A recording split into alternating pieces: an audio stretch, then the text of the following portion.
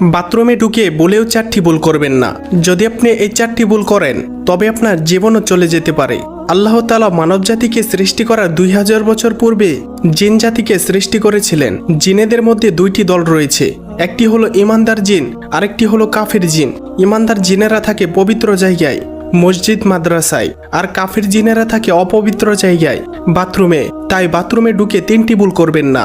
সেই 3টি ভুল কি তা জানার আগে আপনি যদি মুসলিম হয়ে থাকেন তাহলে ভিডিওটিতে একটি লাইক এবং চ্যানেলটি সাবস্ক্রাইব করুন এবং আপনার সুন্দর নামটি কমেন্টে লিখে যান। নাম্বার 1, বাথরুমে ঢোকার পূর্বে দোয়া পাঠ করুন।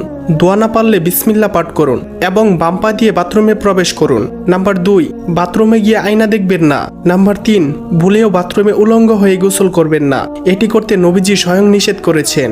উলঙ্গ হয়ে গোসল করলে কাফের জিনেরা আপনার উপর আক্রমণ করতে পারে। নাম্বার 4, বাথরুমে ঢুকে সূরা বা দোয়া কালাম পাঠ করবেন না। এটি একটি মারাত্মক গুনাহ।